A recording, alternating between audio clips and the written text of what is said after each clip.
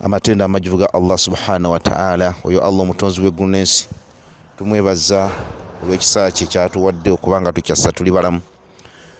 Tumwebaza okubeera nga atuusiza ku jjuma eno y'olwaleero kutumwebaza nejjamu okubeera nga tenyo Allah subhanahu wa ta'ala mutuufu obw'okumutya wamu n'okubeera nti twagaliza Allah ekitiibwa asibinga n'emirembe ku musomesa w'ekitabo Nabbi Muhammadin sallallahu alaihi wasallam yakola omulimu gw'ettendo n'asomesa buli nsonga yonna Allah gye yagala asomese n'atubanga atusizaako. Olwaleero biidhinillahi tabaraka wa taala mufunze mu budde obutono ennyo tugenda kutunula ku kigambo ekimanyiddwa nga sulhu. Ekigambo sulhu mama na sulhu as-sulhu qat'u munazi'atin wekubeera nti ekigambo sulhu kitegeeza okutabaganya okubeera nti obeera wakati w'eppata ezebbiri era sulhu fi lugha kibeera qat'u munazi'atin okubeera nti ojjawo enkayana eri wakati w'eppata ebbiri. Annahu mu'aqadan ate nga kikakafu fi shar'i kitegeeza okukakasa oba okola agreement okubeera nti mukkaanya ng'okukkaanya okwo yutawassilu biha ila islahi baina mutakhasimaini. Bw'oba ogenda kutabaganya niyo esookera ddala nti Allah agenda kusiima kye ngenda okukola enniya gy'obeera nayo. Njagala twetegereze bulungi nnyo, tubaddeko mu kutabaganya emirundi mingi. Bw'oba otabaganya kikyonoonya, kikyogwenderera, kikyoyagalamu okujja mu ppata ezebbiri ezikayaganye gonooyingira oba onoonya ki? Niya gy'obeera nayo. Niya gy'olina okubeera nayo sinzira ku biwandiiko tulina okubanga tunoonya ridha Allah ta'ala wa ridha Rasul sallallahu alaihi wasallam aw thumma ridha al-hasimain, okubeera nga tunoonya Allah subhanahu wa ta'ala asiime hatta n'eppata zennyini ebbiri z'okutabaganya zibeere nga zisiima. Conditions ziri bbiri zokka. Agenda okutabaganya onookakasa nti Allah yayagala era Allah njagala asiime. Ekyokubiri otabaganya nga kyogendeera abantu b'otabaganya bonna basiime, amakulu bakkaanye kubanga gwayingidde wakati waabwe. Eyo ensonga enkulu mu busiraamu Allah subhanahu wa ta'ala yayagala. Ensonga endala wala yakuna an yakuna man yaqumu bil islahi baina nnaasi aliman bil wiqaa. Olwokuba nti omuntu agenda okubeera nti atabaganya abantu ababiri abaswaganye, one alina okuba nga amanyidde ddala ensonga gy'agenda okwogerako, amanyidde ddala sayidi zonna azitegedde, amakulu tozisobola kwekubira n'owulira sayidi emu yokka olwoga nti ngenda kutabaganya osira tomukkiriza. Olwokuba nga omaze okutegeera ensonga gy'ogenda okwogerako mu ppata ezebbiri mu abantu ababiri nga bwe tugenda okubalaba, olina okuba nga omaze okutegeera. Ate ekyokubiri alifan bilwajibin, ate era omanye nti eno duteriyo gwayimiriddewo Allah gwalonze, kitegeeza gwayimiridde mu kifo ekyo. Eyo niya omwana Adamu alina okubeera nti amanya qasidul adili, ng'ekigendera olina okuba nti ogenda kubeera nti okola justice, olina okuba nti okola bwenkanya nga togenda kwekubira. Kibayite ekigambo sulhu. Wa dalilu ala mashru'ati islah, dalilu nyingi nnyo oba ayati nyingi nnyo Allah subhanahu wa ta'ala zayugira min alkitabillah wa sunnati rasul sallallahu alaihi wasallam wal ijma'. Mu bitabo ebyo ebisatu oba mu sosi zesatu nga sosi esooka kitabo kya Allah subhanahu wa ta'ala, sosi eyokubiri nabiyina Muhammad sallallahu alaihi wasallam wal ijma', n'abamanyi engeri kintu kye beekuŋŋaanyizaako nabo ne bakyogirako. Bwe tujja obujulizi obutulagira ekigambo as-sulhu okubeera nti tutabaganya. As-sulhu baina al-muslimina, bantu ki be tutabaganya? Bantu ki b'osobola okuyingirawo osobole okubeera ng'otabaganya? Batutegeeza batugamba nti as-sulhu baina al-muslimina wa ahlul haram, n'okubeera nti olongoosa oba otabaganya wakati w'abasiraamu n'abo abalwanagana, bimaana bate endala y'abasiraamu ate endala si y'abasiraamu. Kitegedde nga waliwo okulwanagana, obusiraamu ga nti waliwo sulhu esobola okubeerawo. Kakasa nti ne basajja ab'obufuzi bakimanyi kye bayita pistols, ebyo byonna baabisoma mu Qur'an, yakkiriza okubeera nti pistol ebeerawo.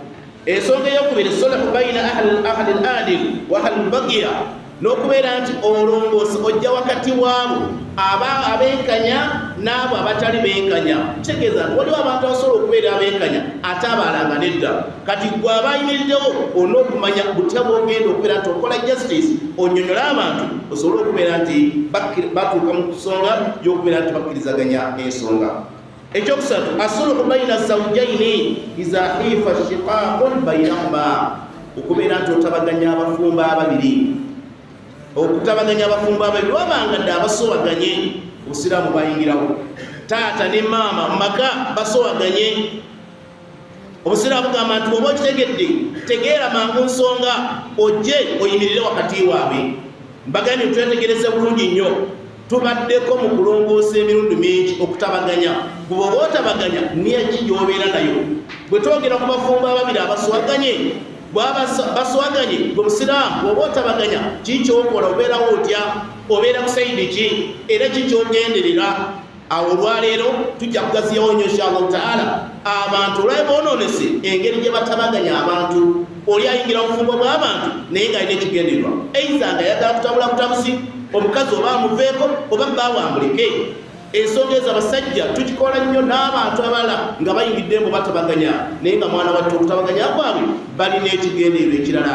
Naye ng'ate obusiraamu bugambye okutabaganya kw'abafumbo ababiri, obusiraamu bugamba wabula ebyo ensonga endala.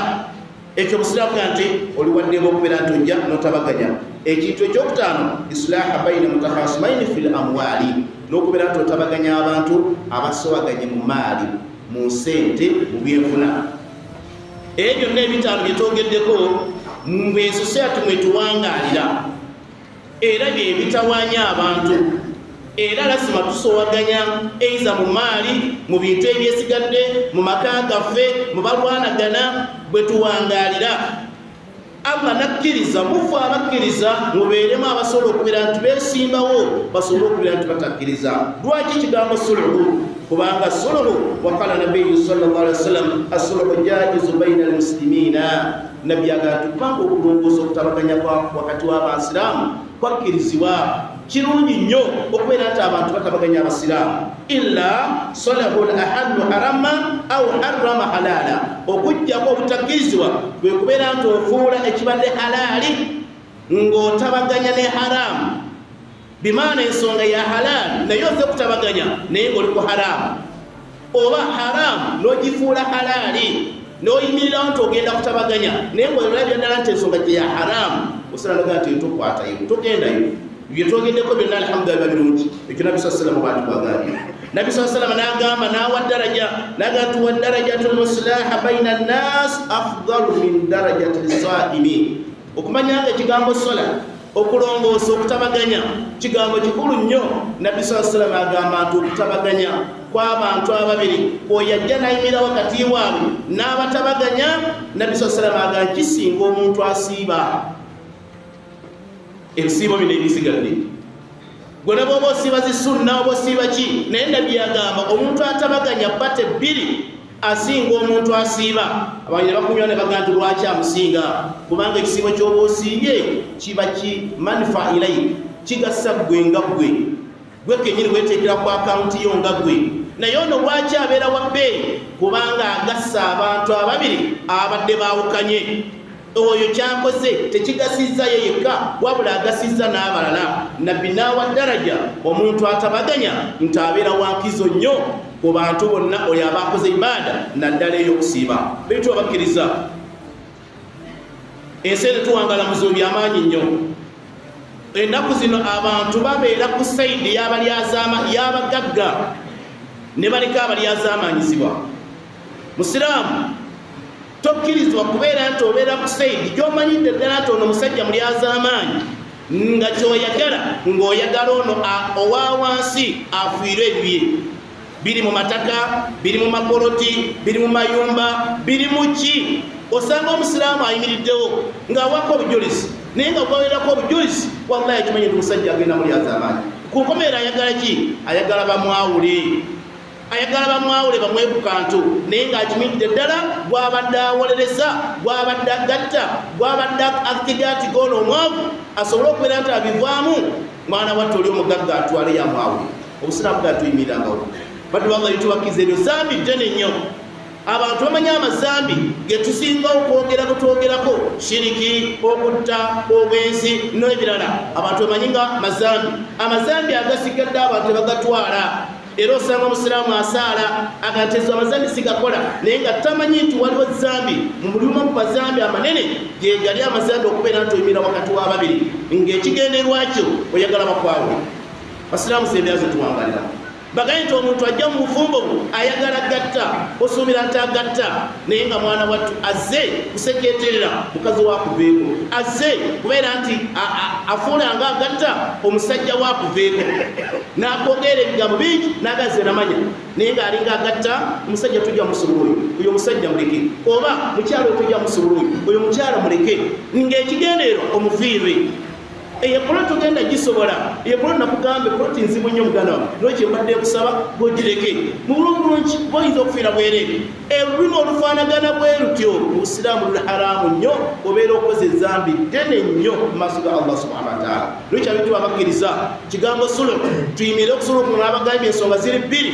1 onoonya kubeera nti Allah subhanahu wa ta'ala akusiima. Ekyokubiri nabano bootabaganya basobole okubeera nti bakola ki bonna basiima. Bw'aba omwavu nga yali ku kitoofu musiraamu yimirira ku mazima osabaganye omugagga omugambire ddala amazima tinedda musajja mukulu olimba sinzira ku ABCD ensonga nziwulidde naye ABCD musajja ono mulekere haki ye onooba olamudde mazima onooba maze okutabaganya mazima era omugagga ajja kunyiiga muli naye ng'ajja kukakasa ni butuufu kibadde si kyange okusinga bw'obeera ku saidi y'omugagga bukeere ku makyanga omwavu akaaba kubanga gwe oyimirirawo ate n'omusendasenda sajja n'abivwako. Basiraamu tuyimirenga ku mazima bwe tuba tulongoosa.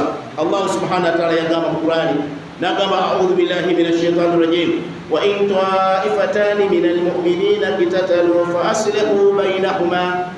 Allah subhanahu wa ta'ala agamba singa wabeerawo ekibiina bibiri nga birwanagana nga bikayagana tebakkaanya, Allah agamba nti nga baagala kulwana ate nga bakkiriza musiraamu ku musiraamu bakkiriza ku bakkiriza bonna basaala bonna ba Abdala ba Fatima ba Maimuna ba Sulaimaani. Allah agamba fa aslihu bainahuma, yimira wakati osobola okubeera nti olongoosa jangu mangu muttaakiriza mangu embeera nga tena bakusajjuka oyimira wakati ojja obeere ng'otabaganya. Allah subhanahu wa ta'ala bw'atugamba mu Suratul Hujurat zino aya za Qur'an Allah alagira omukkiriza odduke mangu tobeereyo nagata babadde beepanka babadde beewulira babadde bwebati so si kuteekamu muliro musiraamu liro oteekamu omuliro ayo genda ziwulira nga bwezigenda oziraba obeera okoze kikyamu nnyo Allah akuyise mangu nnyo gweomukkiriza otakize empate zino ebbiri eziri wakati eziyombagana. Allah n'agamba nti ate bw'oba obusala biladili olamula n'amazima kola suluhu nga ya mazima nga teweekubidde saidi yonna. Allah n'agamba inna Allaha yuhibbul muqsitin, mazima Allah subhanahu wa ta'ala yagala abantu abeekanya, yagala abantu abateriivu. Allah basinga okwagala gye bamikwano gye. Allah yagala nnyo abeekanyakanya, teyagala bali az'amaanyi, teyagala bali az'amaanyi bannaabwe. Abo bakkiriza abasiraamu Allah subhanahu wa ta'ala teyakomawo n'aleta aya ndala tugenda mu supiidi lwa kutuba n'atugamba mu surati Nisaa n'agamba atya la khayra fi kathirin min najwaahum illa man amara bisadaqat. Teriyo bwemusobola okutuula bukuukulu bwonna bwe mutudde tebusobola kubeera bulungi illa man amara bisadaqat, okujjako mulimu ensonga zino nabbi Allah agamba nti okujjako mulimu alagira okusaddaaka. Iyo aya naye Allah yagireetera abigambo nga waliwo asaddaaka aw ma'rufin, nga waliwo oluusi alagira empisa ennungi aw islaha baina nnaas, nga waliwo atabaganya abantu. Ensonga ziri ssatu. Obukuukulu bwe tutuulatuula meetings ezo Allah tezisobola kubeera nnungi unless nga zirimu ebintu bisatu. Esooka nga waliwo alagira okusaddaaka. Tunaye waliwo ekiseera kyayi siriwo otuula ati mukutulagira kusaddaaka nedda, waliwo ntaawo tutudde wano tusaddaaka ebwekiti kati nga muzigiti wano alhamdulillah. Aw ma'rufin, oba okukola obulungi bwe mubeera eri yigirizaayo okukola obulungi. Allah nayangira ku ensonga ey'okubiri aw islaha baina nnaas, oba okutabaganya wakati w'abantu. Tunuulira meetings ezituula abasiraamu ziba zaaki?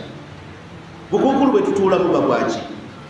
Mutudde bantu basatu bana muteesezaani, tuteesa kwawula, tuteesa okubeera nga twawukana naye Allah agamba nti we tutuula si walungi okujjako nga waliwo ensonga ezo. Allah ayagala nnyo abantu abatuula nga waliwo ebintu ebisatu, ng'ensonga eyokusatu islaaha bayina nnaasi. Allah kyabaga nti waman yafalu dhalika butigaa mardatillah.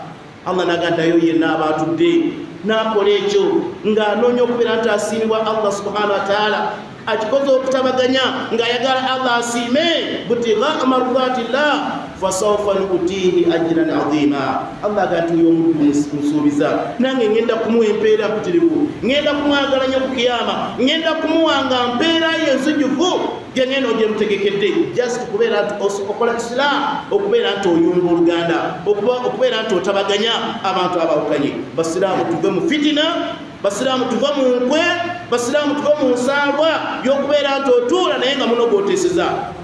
Baddu Allah abakkiriza siwe babeera wadde nga tunaasaala naye ng'ebyo tukola. Basiraamu tusaalira bwereere, tusaalira bwereere, tutuule nga gyetuula nga tweyagala kulongoosa. Allah subhanahu wa ta'ala bw'atugamba aya endala, Allah subhanahu wa ta'ala atugamba a'udhu billahi minash shaitani rajim kaifa yahdi Allah.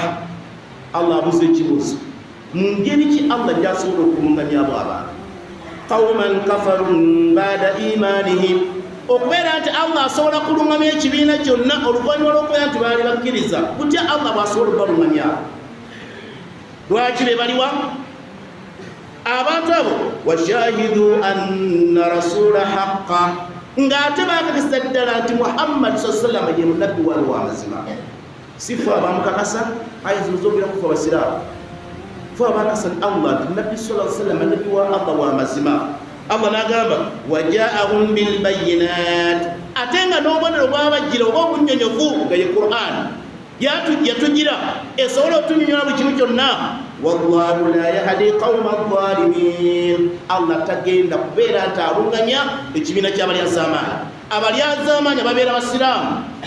Basiraamu tetuli balyazaamaanya, tulyazaamanyiza emaali y'abannaffe, tulyazaamanyiza emaali y'abakyala, tulyazaamanyiza emaali y'abaana bamulekwa, tulyazaamanyiza buli kalondo yenna. Muganda wonna afa, wallahi n'okasa nti muganda yaffe yaliko omukyala mu nyumba, wallahi ne bukiira ku makya ne mweko baana noga nti wano vaawo genda, naye nga yabazaalira abaana noyina noga nti vaawo genda, eyakuleeta yavaawo naye nga kyoyagala ene poloti mugitunde mumugirye, oba tolamudde mazima, abaana oba obalese bwereere, omukyalo oba omulese bwereere. Allah agenda abalyazaamaanya tasobola kubeera nti Allah agenda balungamya. Abalyazaamaanya baba basiraamu, si bajozefu, si babatayo, yefe abaza okusaala. Nsaba Allah lutasembeere.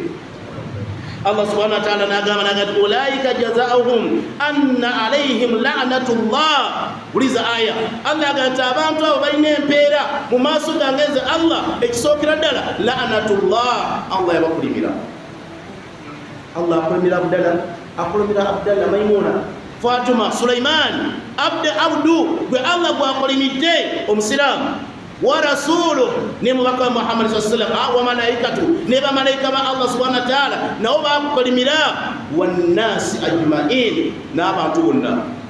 Kyobula bw'osanga abantu abali mu bukulembeze, wallahi ekiseera kituuka n'abeera nga atali mu bukulembeze, wallahi kubanga bali balyazaamaanyi nga wayita terina amanyi, bagamba nti oyigola bwe yali munene nnyo. Lwaki? Ebiseera ebisinga olusi balyazaamaanyi abalala ba Allah yabakulimira, bamalayika ne bakulimira, n'abantu bennyini buli wayita bamukolima. Baddu Allah tubakkiriza, abafuzi abali muno, abagagga abali muno, ab'ebitiibwa abali muno, twewale nnyo ddala okulyazaamaanya baanaffe. Tuteekengawo kye bayita islah, okubeera nga tutabaganya abantu, tubeerenga ku mazima abetubakkiriza. Kuba tunaagaana, Allah agambye tugenda kubeera mu bantu abakolimire. Allah bakolimidde ne bamalayika ne bakolimira, khalidina fiha, tebakomaawo kubeera nti bakolimira bukolimire, wabula Allah agati bagenda kuwangala mu jahannam, la yukhaffafu anhum al'azab walahum yunzirun. Ate Allah subhanahu wa ta'ala tagenda bakendereza ku byonerezo bya bigenda kubeera bikakkali nnyo nga Allah tabikendezeza, walahum yunzirun, ate Allah tagenda batumayo. Ekyo bitu bakkiriza twewalire nnyo ddala ekigambo ekyokubeera nti tulyazaamaanya, tulamulenga wakati waffe n'amazima, tulongosenga wakati waffe, tutabaganyenga abaawukanye mpate zonna nga bweziwulidde kuba ziri mu bufumbo. Isiraamu gezaako okubeera ng'otuukiriza ng'ekigendererwa kyo Allah subhanahu wa ta'ala asobole okubeera nti akusiima. Ekigendererwa kyo bano b'otabaganya basobole okubeera nti basiima, so si kubeera nti omu abadde omutuufu ate abeera omukyamu, abadde omukyamu abeera omutuufu. Kakasa nti baloya naamwe abaloya abali wano, olidde n'abaloya abali wano, ebusiraamu kitegeeza nti abo babakwatako, kubanga ojja noga nti Seeka Musa yasse omuntu noga nti ngenda kuwuliriza. Seeka Musa teyasse muntu, wallahi teyasse muntu. Wuliriza, Musa alhamdulillah olamudde, Seeka Musa musango alhamdulillah guvuddemu, naye wa Allah omuddu agenda kubanja kitegeeza nti baloya abali wano abasiraamu mubeerenga nnyo ku saidi ey'abantu abatuufu, mubeerenga nnyo kumwozere ku saidi eri, temwozera ku saidi nkyamu abaloya abali wano. Wa barakallahu fikum wa jazakumullahu khaira. Saba Allah subhanahu wa ta'ala ateeke baddu be abajja okubeera nga bwe tuba tutabaganya bannaffe tutabaganyenga na bwenkanya, tubeere nga tulongoosanga wakati waffe. Saba Allah subhanahu wa ta'ala abeere nga atujja mu byaza amaanyi ng'obeera mu mitima gyaffe. Barakallahu lana wa lakum fil azim wa ya bil hakim wa tudu Allah kama ta'lamu bi zanbi wa sallallahu alaihi wa sallam.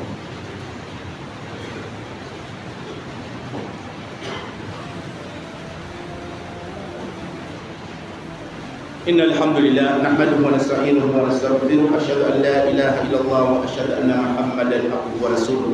Bitubakiriza nga tumaliza kuba yaffe ey'okubiri kutu omwezi ng'elijja mu kubeera nga kyenyo Allah subhanahu wa ta'ala. Tumalize ne aya eno era Allah subhanahu wa ta'ala tugamba esanga mu surati Nisa'i aya 185 wa 145 Allah yagamba nti innal munafiqina fi ddarkil asfali. Mazima abanafuusi bamunafikiina babanafuusi Allah agati bali wansi w'omuliro ogwa wansi ennyo abanafuusi. Tugamba nti abalyazaamaanya basangibwa basiraamu, abanafuusi basangibwa mu busiraamu. Basiraamu twewale okulyazaamaanya, twewale obubonero bw'abanafuusi, tubeewalire ddala okikola ng'okimanyi. Allah n'agamba minannaari omuliro wansi walan tajida lahum nasira. Allah agante bagenda kufunayo muyambi yenna abanafuusi. Isiraamu gwa ku nafuusi. Allah jagati illa alladhina taabu wabula bokka abeenenya. Inna alladhina taabu wabula bokka abeenenya wa aslahu ate ne balongoosa ne babanga basobola okutabaganya ne batabaganya bannaabwe. Watasumi billah ne beekwata ku mugwa gwa la ilaha illallah, amakulu ne beekwata ku ddiini. Allah naga wakhlasu diinahum ane balongoosa eddiini yakuliza Allah gyeyendera ne balongoosa eddiini yaabwe. Kitegeeza nti obeera munafuusi eddiini oba togirongosezza, bw'obeera ng'oli mulyazaamaanyi eddiini oba togirongosezza. Naye Allah anyaga nti okujjako abakkiriza abagatta oluganda abatabaganya ate ne balongoosa eddiini yaabwe faulaika ma almuminin, abo nno be bali wamu n'abakkiriza. W'obikolera tegeeza oli wabweru nnyo w'abakkiriza. Tosobola kugoba, tosobola kungoba, tomanyize munafuusi, tosobola kungoba. Naye maaso ga Allah tutambula, Allah atwawula. Tujja ne tusaana nga Allah yatwawula nti muno mulimu abakkiriza, bano nedda, bano kategole yaabwe y'abanafuusi, kategole yaabwe y'abalyazaamaanya abatumanyi. Naye Allah nga ntikasabeenenya ma ulaika ma almuminin, baba bali wamu n'abakkiriza. Tusaba Allah tuteeke bakkiriza. Allah n'amaliza n'agamba nti fasawfa yu'ti Allahu al-mu'minina ajran 'azima. Kyaddaki Allah subhanahu wa ta'ala yasuubiza dda okubeera ng'agenda kuwa abakkiriza empeera mpitirivu. Abakkiriza bagenda kufuna empeera empitirivu. Lwekyo batuba Allah tubakkiriza basiraamu tudde Allah subhanahu wa ta'ala. Allah tumutiire ddala. Alhamdulillah kutuba buli omujjamu ky'oba ogyemu, kutuba eno yandibadde ngazi okusinga kwawo, naye buli omujjamu ky'ogyemu ali muhimu. Tusaba Allah tuteeke mu bantu abatabaganyanga, era bwe tubatabaganya bannaffe genda n'ekigambo kimu bibiri nti Allah ayagala nga kyengenda okukola nga Allah yakisiima, Allah akisiime. Ekyokubiri b'otabaganya basiime, bombiriri babeere nga babeera bwenkanya. Naye tuwekubiranga sayidi emu naddala ng'otegedde eno sayidi yaabwe yazaamaanya, ogenda kubeera banafuusi, ogenda kubeera ku basajja bazalimu abalyazaamaanya. Allah bagenda okwokyomuli. Saba Allah atasobole, saba Allah atuyimaani, saba Allah atuwa obukkiriza, saba Allah tujjemu obunafusi mitima gyaffe saba Allah tujjemu obulyazamaanya mitima gyaffe ya Allah kubanga wasubira n'ogamba omulyazama tagenda kuyingira ejjana saba Allah otuyingiza ejjana ayi Allah otujjemu obunafusi obeera mitima gyaffe futwalubeere ng'otujjiramu ddala ensaalo ya Allah ogitujjemu ayi Allah bagaba amazima ya Allah twogerenga amazima ayi Allah bagaba amazima tulamulenga amazima ya Allah saba ya Allah otuwa obugumu kubanga okulamula amazima si kyangu naye Allah saba abo abalamula amazima ayi Allah oba obugumu bw'amaanyi bwabanga balamula amazima ya Allah balamule nga bataasaba abali azamanyisiddwa basobole okubira nti bafuna haqqi yaabwe اللهم صل على سيدنا محمد حيث يقول عز وجل في كتابه العزيز بارك بالله من الشيطان الرجيم ان الله وملائكته يصلون على النبي يا ايها الذين امنوا صلوا عليه وسلموا تسليما وقال النبي صلى الله عليه وسلم من صلى عليه صلاة واحدة صلى الله بها عليه 10 اللهم صل على محمد وعلى آل محمد كما صليت على إبراهيم وعلى آل إبراهيم وبارك على محمد وعلى آل محمد كما باركت على إبراهيم وعلى آل إبراهيم في العالمين إنك حميد مجيد